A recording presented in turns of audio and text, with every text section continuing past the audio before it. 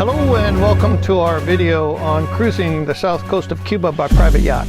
A lot of mariners don't really appreciate how big Cuba is as a cruising ground. You have to remember that the island is over 700 miles long, and on the south coast you have archipelagos that are comprised of thousands of islands and cays. And this south coast, in terms of shoreline, is well over 1,000 miles of shoreline, with a lot of ports and a lot of very significant cities. Santiago De Cuba, on the southeast corner of the island, is the second largest city in Cuba, well worth an extended visit. And so is Cienfuegos, which we'll get into shortly, and that is really the yachting center of the south coast. If you're coming from the north, you're probably going to want to stop off in Havana. That would be your first port of entry. You'd either go into Varadero or Marina Hemingway, and we have another video that deals with that, but that is your logical first stop and port of entry. Remember that you have to look for an official port of entry in order to enter Cuba. You can't enter in marinas that are not registered as ports of entry. So you have Varadero and you have Marina Hemingway up on the north coast, and for those of you that are going to stop into Havana and spend a couple of days there, this would be the great way to plan your route to the south. In order to start your cruise in Cuba from Marina Hemingway, you'll go to the dock master and he will issue you a cruising permit, and in that permit you should lay out all the ports that you plan to visit. Now, you are not permitted to go ashore in Cuba except at a registered marina. From Havana you would navigate west about 160 nautical miles. The next port that you can actually go ashore at is going to be at Cabo San Antonio. There are some nice islands along the way to stop off.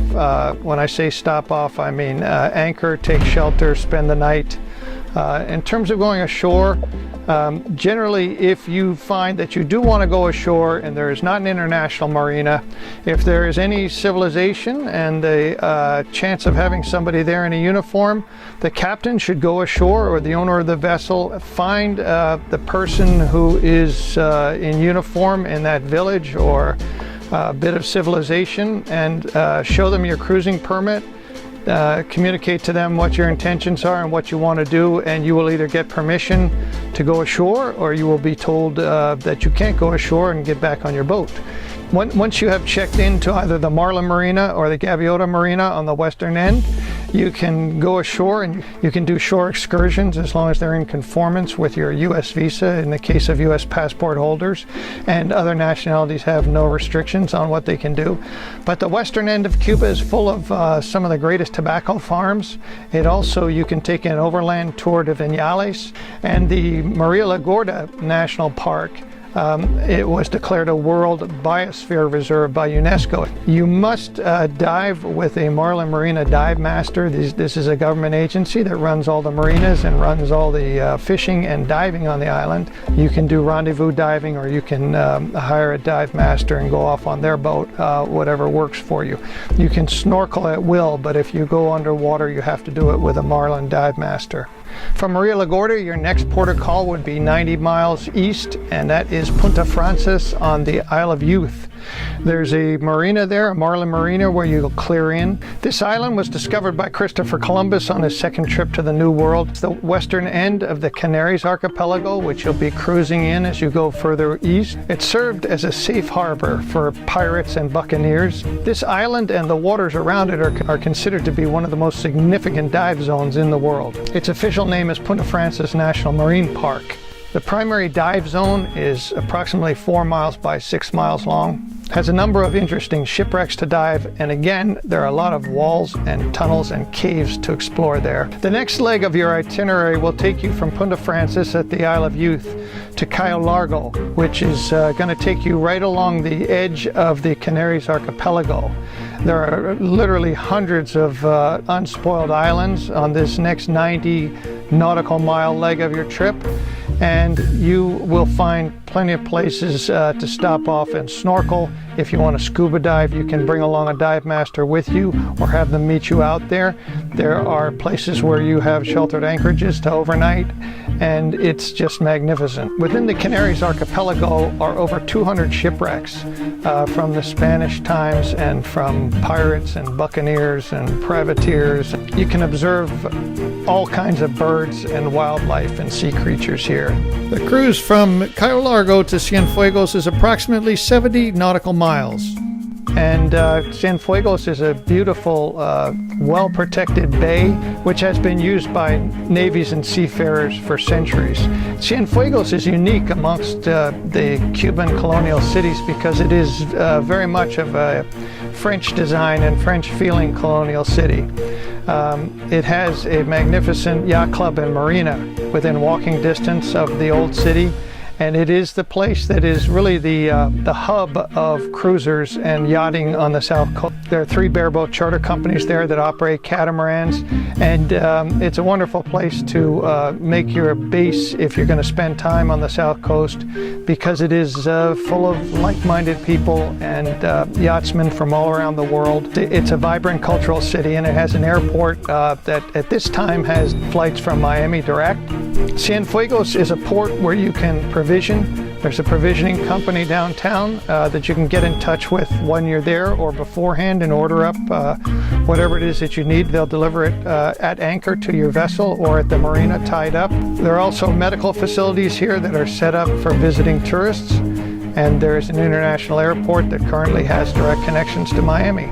There's a bar and a decent restaurant up on the top of the yacht club right in the marina. Within walking distance of the marina and the yacht club are some of the best restaurants in Cienfuegos. You will most likely also want to visit Trinidad, which is 45 nautical miles further east. You can either go there by boat if it's not too big, and you can fit into the Marlin Marina, which is on the barrier island, or you could go overland, which is a beautiful drive down the coast from Cienfuegos to Trinidad. Trinidad was founded in 1514. It has a very rich history. The colonial core of the city of Trinidad has been declared a UNESCO Preserved Museum City. It's one of the highlights of visiting Cuba, and it should not be missed.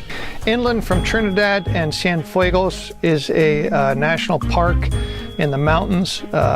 There are a number of places and day trips that you can take from these ports into the inland of Cuba. So at this point, for many yachtsmen, it may be time to make a decision to backtrack and retrace your steps around the western tip of Cuba.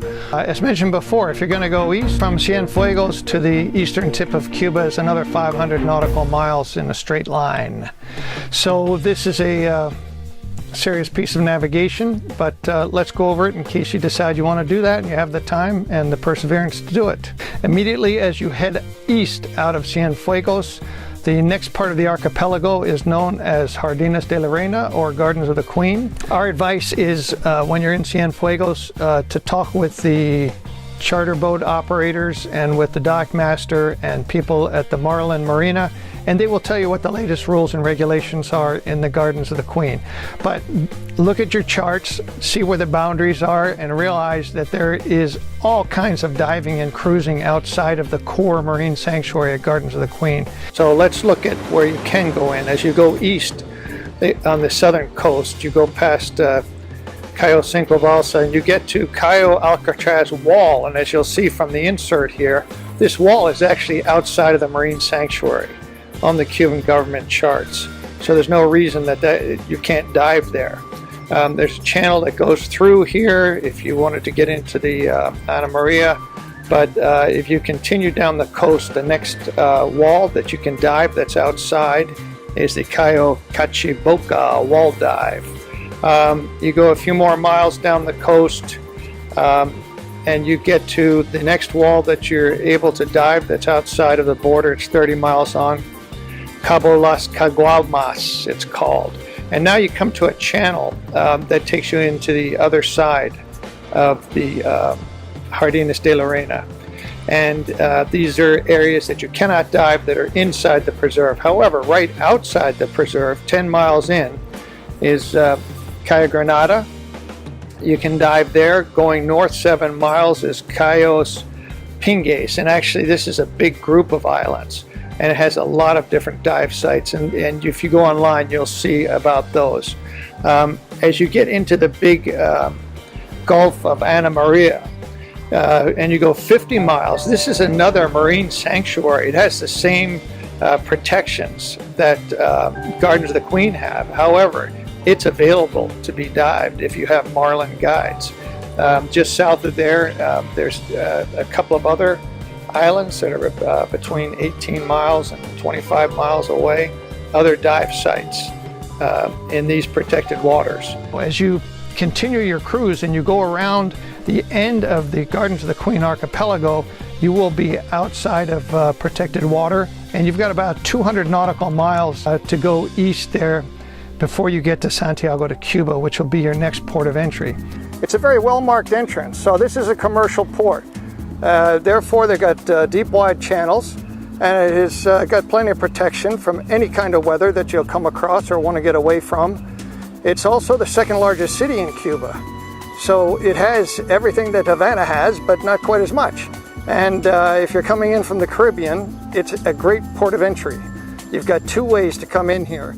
Up the channel here is the Marlin Marina, and the Marlin Marina is a port of entry, so it has full customs and immigration. Alternatively, if it's a yacht that may be too big to go there, there is a commercial pier in the main part of the port, which is, you go around, you turn to the north beyond the point where the Marlin Marina is, and it takes you into the main port. And it's another probably 3 kilometers up into the main port. There is a cruise terminal there that will accept mega yachts. They have provisioning, they have bunkering. If you're transiting the south coast and you're headed to Cienfuegos from the Caribbean, or you're headed back to the Caribbean from Cienfuegos, this is a place that you must stop at. That's the short story of cruising Cuba's south coast, and in future editions we will get into in-depth tours and discussions about the different ports. We're going to do one on Santiago de Cuba, we'll do one on Cienfuegos. We're also putting together a special edition video on diving on the south coast of Cuba. So stay tuned for more.